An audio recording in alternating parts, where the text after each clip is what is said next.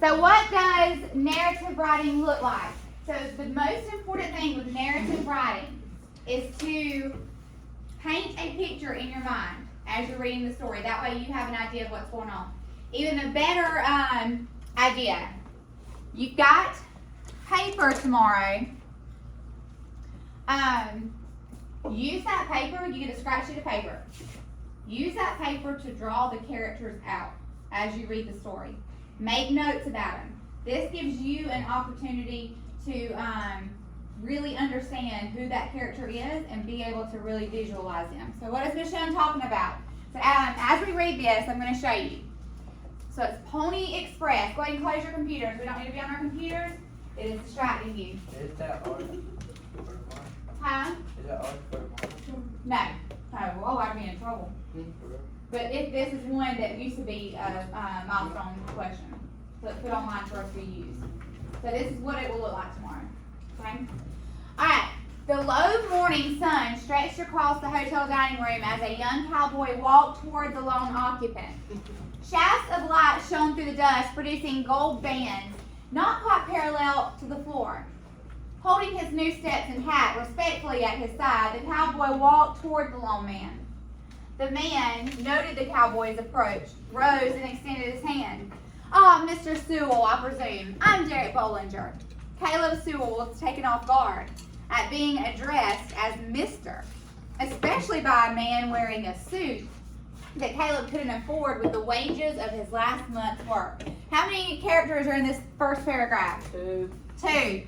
I'm going to do my two little sticky figures. Didn't we read this? We did. Fix my what? What's it doing? It's caught up in your jacket on the back. Is it doing something funky? Okay. Thank you. Alright. Thank you. So we've got two characters. What are their names? Derek Bollinger and Bollinger. something Sewell. Okay, good. We got Sewell. Derek and Sewell. Derek Bollinger. And Mr. Sewell. Yes, he's got a first name. What's his first name? Caleb Sewell. Mr. Sewell. Okay? So this guy, Derek Bollinger, is walking up to this guy. He extends his hand to shake, so they're meeting at some place. What do we know about this guy, Derek Bollinger? How is he dressed? He's wearing a Stetson hat. He's wearing a hat, so he's got it off respectfully at his side. So he's got a hat. What kind of hat do you think it is? Stetson. That's Stetson, cowboy hat. Okay, so he's got his hat. What else is he wearing? Golden band. No, that's the light shining through. But look, He got blue. wearing a suit that Caleb couldn't afford. So he's got on a suit, right? So I'm gonna put just a bow tie. There you go. There's his little bow tie. So he's got his Stetson hat, Stetson cowboy hat, and a bow tie.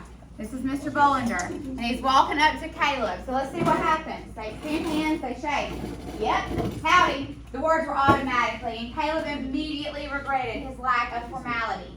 As he shook the man's hand and sat down, he fidgeted with his hat. He didn't know where it should go, but certain that it couldn't go back on his head. So who also has a hat? Caleb. Is it on his head? Yes, ma'am. It can't go back on his head. That's right. So it's off. So he's got a hat too. So these are cowboys. They both have Stetsons, okay? He's fidgeting. He knows it can't go back on his head. Bollinger, sensing Caleb's discomfort, pulled out one of the empty chairs. So he pulled it out and nodded to it. So let's go ahead and, how would you describe Caleb, Johari? I'm sure it's clean up. How would you describe Caleb? Alright, Evan, help him. I've been reading it though. Somebody, how would you describe Caleb? Anxious. Anxious. Hayden's listening. Anxious. Okay? Jahari, please stop. So I'm not having to explain what the racket is that they're hearing. Okay? Huh? He's anxious.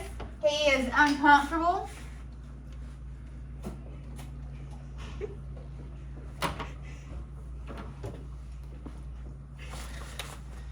I wish I was as entertaining as Jahari. Anxious, uncomfortable. He's fidgeting with his hat. He doesn't really want to know what to do. Mr. Bollinger can see that. So he tries to make him more comfortable. What does that say about Mr. Bollinger? He's a nice guy.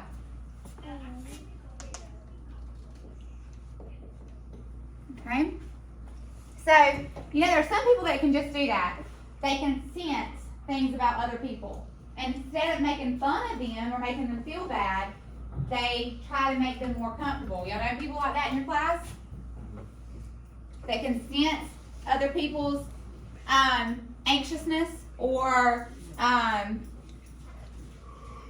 self-consciousness and makes them feel better about themselves instead of using it to bully them. Is there anybody like that in this class? That uses it to bully them? That doesn't use it to bully them? Ain't nobody. So would you say Mr. Bollinger is a nice guy? Yeah. Yes. Okay. Do it to the back. In the interest of saving some valuable time, Mr. Sewell, I've ordered for both of us. Caleb nodded approval and restrained himself from saying something silly like, "Oh, that's right neighborly of you." A waitress filled his coffee cup. To avoid embarrassment, he added only about half of his usual amount of sugar. He watched the expensively dressed man for clues as what to do with a stirring spoon, how to hold the delicate cup, and where to put his napkin. So they're sitting there eating, or getting ready to eat. I got a question for you girls. How many of you have ever been out on a date? Okay, it's coming.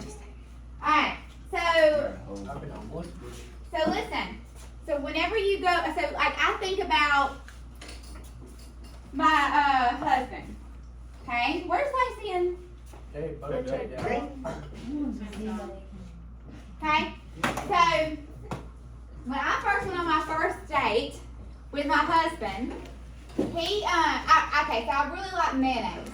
It's my favorite condiment. Ooh. And usually I get that reaction. Ugh. Okay? I like mayonnaise so much that I could literally dip anything in it. So, my favorite thing is French fries. So I'll squirt out a whole bunch of mayonnaise, and then I'll put a little bit of ketchup on it, and I dip my French fries in that. My mom does that with sour cream. Okay? It's not bad, it's just not good. I put mayonnaise and bananas on them. So good. Alright, so, listen. When I first started dating Jacob, though, and he didn't really know me, do you think I was going to load up a plate with mayonnaise and start dipping French fries in it? Yes. No, I was embarrassed by it, okay? Like, because he would have given me the same reaction that you all give, like, ugh, okay? So, I was holding back. I wasn't truly 100% like myself. Well, we're getting the same thing here. Here, he would normally have used a lot more sugar in his coffee, but what does he do? Hold back. Black. Yeah, well, it's not completely. He puts about half as much as what he is used to. So he's afraid of being embarrassed. So again, that shows us some more of being anxious, uncomfortable, self-conscious.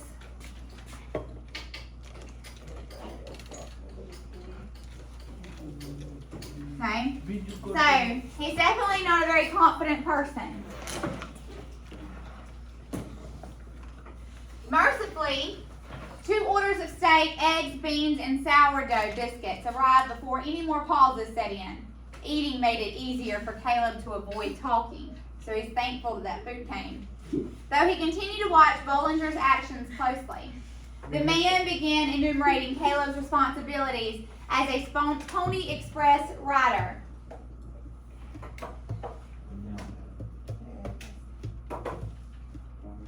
As a Pony Express rider, mail, he said, was a precious commodity. It It both connected and fulfilled lives on each end of the route. He must never exhaust the horses. He would ride 6 or 7 each day, and they were the lifeline of the whole enterprise. If he's riding 6 or 7 horses each day, so he doesn't exhaust them, get them too tired, what is that saying about this journey, this mail journey he's going on? Long. It's long. Okay? This isn't going to finish anytime soon. He's going to take 7 horses a day just to deliver this mail. He should report conditions on the trail: fallen trees, landslides, washed out bridges at the nearest transfer station. He was to ride alone except when an escort with the local law was arranged. He would have protection on the Humboldt Pass section where robberies had become frequent of late. So you've got robberies that are happening in this place. That hadn't happened to him yet. He's just kind of hearing all this information. So far, we've not seen any conflict. But remember when you see things like this, because you're extending off of the story, it might not have any conflict. You're going to have to add that in there.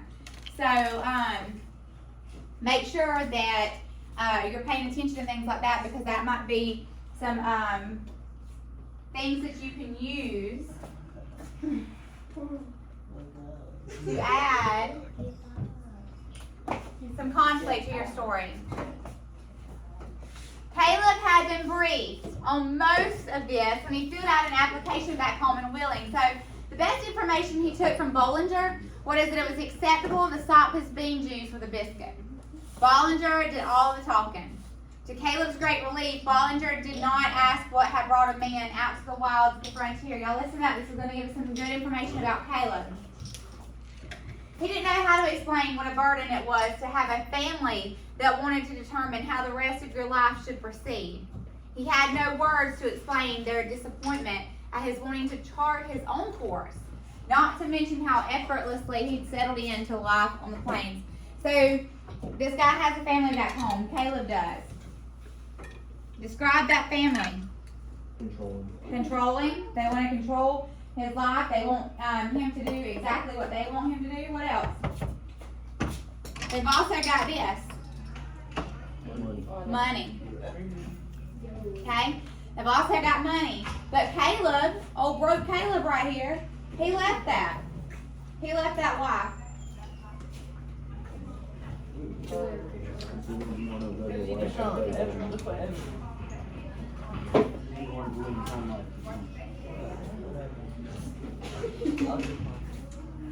Okay? Wait, let's not forget, I got everything on video right there. The handlers were ready for him at the stable. 2 saddlebags straddled a bar outside a box stall that said Pony Express only. In the stall, his own personal saddle was already on a small Appaloosa. The horse shifted and paced nervously, a sign that he'd been given a more than ample breakfast of oats. Can I have some water? Caleb, I don't have any, baby. I'm so sorry. Caleb led the horse into the street, and it was tightening the cinch of the saddle when a clerk came up with a delivery bag. Caleb signed it, secured the saddlebags, and threw his leg up over the saddle. The horse bolted for the open road, but Caleb's deft touch convinced the horse the pace they would maintain. Caleb Sewell's first day as a Pony Express rider had begun, and it would end 12 hours and 80 miles later.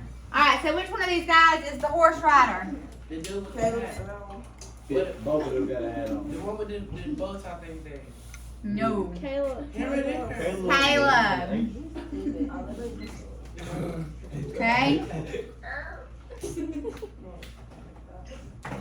Alright, so that's Caleb and that's the other. Beautiful, Miss Young. Thanks. So this is his little horse right there. Okay? He's got a little saddle on it. Okay? Now leave my horse alone. He's going to use this horse to deliver what? Mail. Mail. Okay, he's going to use that horse to deliver mail. Has there been any conflict in this story? No. Yes, ma'am. What kind of conflict did y'all see? Internal conflict. So you saw the parents thing, okay? So that definitely gets us going into the conflict. It's kind of like a inciting incident where it's kind of talking about what's going to happen in the future. But have we seen any like real conflict? No, Now, the only kind of conflict that we've seen so far is self versus self. Character versus self. What kind of character versus self conflict have we seen? Caleb being anxious and uncomfortable. Good. Caleb being anxious and uncomfortable. Good. Now, I want us to think about this like on plot structure. With plot structure, what happens first?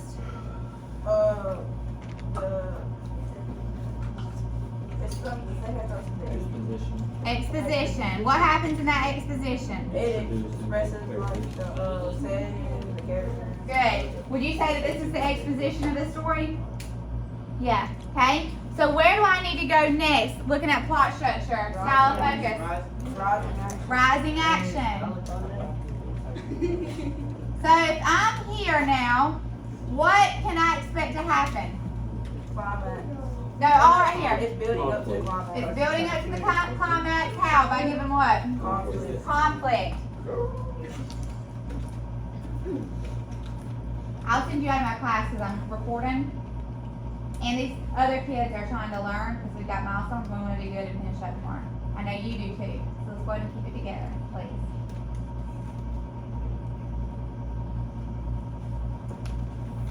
Alright, so there's conflict. So if it tells you to extend off of the story, you might want to include what? Evidence. Conflict, right? If it's conflict. Climax, you're going to have the most suspenseful, tense part of the story. And then what's going to happen here? Falling it. Falling action, what does that mean? Everything's starting to come together. Good. All that conflict that's been done starts being resolved. It's being put back together. All the problems are being fixed until finally, what happens right here? Resolution. Resolution. That main conflict is resolved. So what kind of main conflict could you picture Caleb coming into because of this? All right, go ahead. It gets like a stormy night and it rains for days. Okay, rains for days, stormy night. Maybe he gets lost with his one horse. What else? Robbery. So it talks about robberies. It gives us that idea. Maybe he gets robbed when he goes into this town. You can even go right here because it's going to tell you to extend the story. Put dot where it would end 12 hours and 80 miles later, dot, dot, dot, or so he thought. What does that tell me? His horse could die. Okay, there's all kinds of things that could happen that could cause him to, for this journey to take a whole lot longer than what he expected for it to. Okay? So before I get any further, let's look at the prompts. Yours will be similar to this tomorrow. It will not be the same, so make sure you pay attention to your prompt. So this one says, based on the information in the story, write a continuation. What's continuation mean? Continue. Continue it. Like turn around.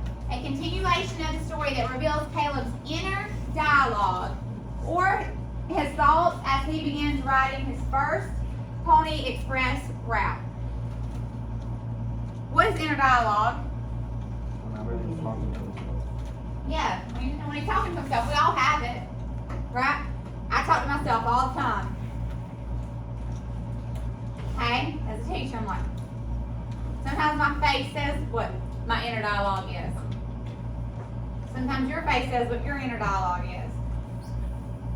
So he's going to have some inner dialogue. What might his inner dialogue be if he gets, just first just knowing him, he's anxious, he's uncomfortable, he's self-conscious. What might his inner dialogue be? I'm scared. Scared? Maybe. So what would he say? Because dialogue is like words that he's saying. So what might he say? I'm scarred. I'm scared. I hope I don't get robbed out there. Man, I sure am anxious. I'm ready for this to be over. Just get me on the road by myself. Mr. Bollinger's nice, but man, I sure get nervous easily. I'd rather be all alone.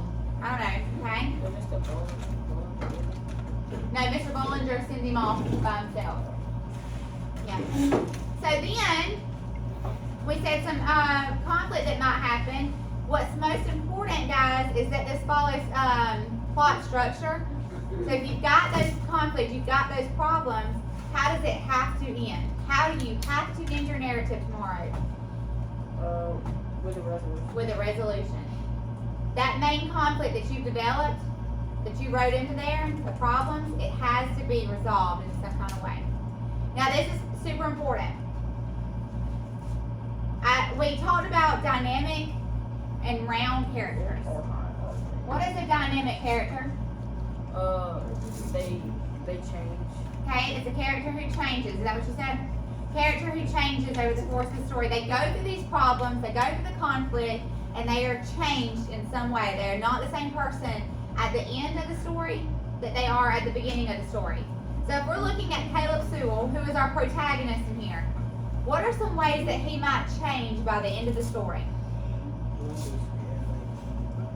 Yeah, he won't be scared anymore. What else? He won't be anxious. Will he be more confident maybe?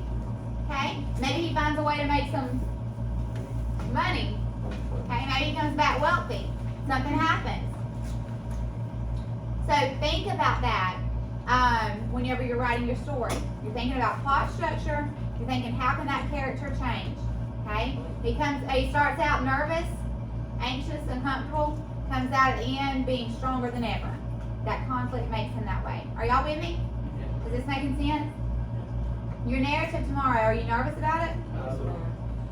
When you're writing your narrative, not only do you need to follow plot structure, think about sensory details. It even tells us this on the narrative writer's checklist. So it says, write a response that develops a real or imagined experience. Establish a context for the experience and point of view. So if that other one, if the story you read is in first person point of view, what point of view do you think you need to stick with? First person point of view.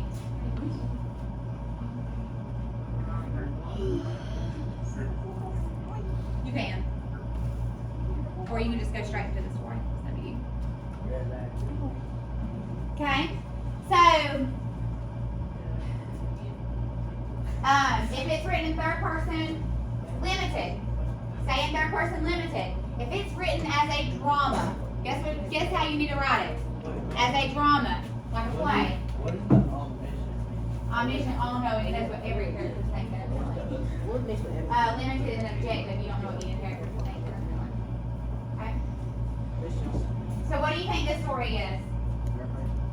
Third person what? It's not first person, it's third person. I think it's more limited, but we know what Caleb's kind of feeling. But maybe it's even more objective. It's kind of, you can turn it into limited, but it's kind of more objective because we haven't seen any of the inner dialogue yet.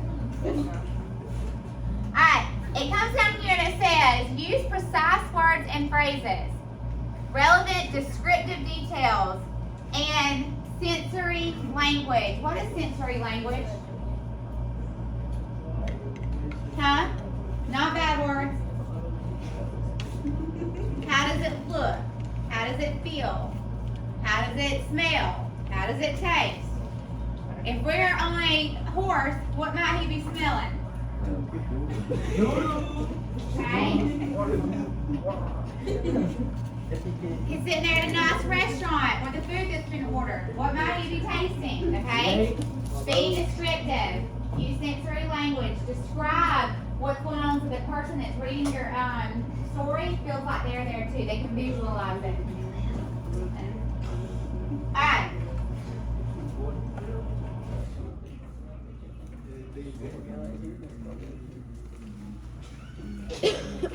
We're going to stop right there.